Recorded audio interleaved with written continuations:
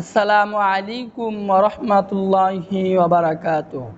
সম্মানিত প্রিয় বন্ধুগণ, আজকের আলোচ্য বিষয় হইল সূরা ইখলাসের আমল।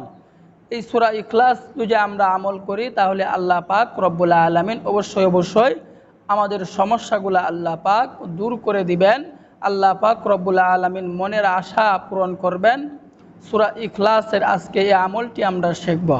দেখুন, সূরা ইখলাসের অনেক ফজিলত আছে।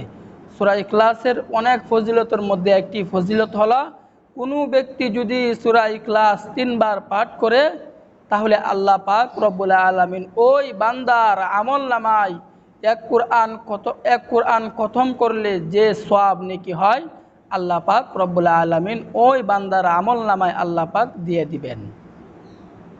এরপরে যদি কোনো বান্দা, কোনো মানুষ যদি সূরা ইখলাস 11 বার পাঠ করে তাহলে আল্লাহ পাক রব্বুল আলামিন ওই বান্দার জন্য, ওই ব্যক্তির জন্য জান্নাতের মধ্যে একটি আল্লাহ পাক ঘর তৈরি করবেন। একটি ঘর আল্লাহ পাক ওই বান্দার জন্য নির্মাণ করে দিবেন। এই হলো সূরা ইখলাসের ফজিলত। সূরা ইখলাসের আরও অনেক ফজিলত আছে। তো সূরা ইখলাস আমরা কখন পাঠ করব এর বিস্তারিত বলে দিচ্ছি। আমাদের প্রথমে কাজ হচ্ছে আমরা সূরা ইখলাস মুখস্থ করে নেব।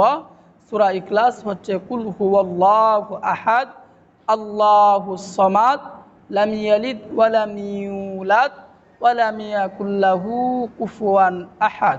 সূরা ইখলাস হচ্ছে কুল হুয়াল্লাহু আহাদ, আল্লাহুস সামাদ, লাম ইয়ালিদ ওয়া লাম ইউলাদ ওয়া লাম ইয়াকুল লাহু কুফুয়ান আহাদ।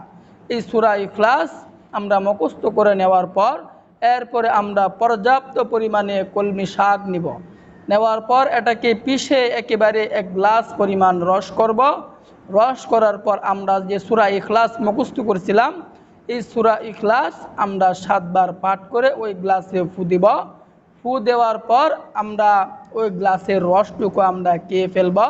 আল্লাহ পাক রব্বুল আলামিন আমাদের সমস্যাগুলা, রোগগুলা আল্লাহ পাক অতি তাড়াতাড়ি দূর করে দিবেন। অথবা আমরা সূরা ইখলাস 7 বার পাঠ করে প্রতিদিন সকালবেলায় রসুনের 1 কোয়া অথবা 2 কোয়া নিব। নেওয়ার পর আমরা 7 বার ওই ইখলাস পাঠ করে রসুনের 1 কোয়ার উপর ফু দিব।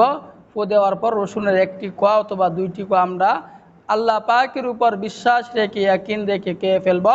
আল্লাহ পাক রব্বুল আলামিন আমাদের সমস্যা যত রোগ আছে আল্লাহ পাক রব্বুল আলামিন দূর করে দিবেন। আল্লাহ পাকের কাছে চাইব।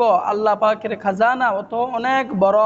আল্লাহ পাকের খাজানা যে কত বড় আমরা এটা জীবনেও কখনো কল্পনা করতে পারবো না।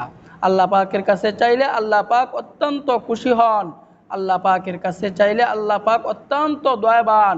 কারণ আল্লাহ পাক রব্বুল আলামিন বান্দাকে শেষ রাত্রিতে ডাকতে থাকেন যে, কে আসো অভাবগ্রস্তওয়ালা আমার কাছে চাও, কে আসো ঋণগ্রস্তওয়ালা আমার কাছে চাও।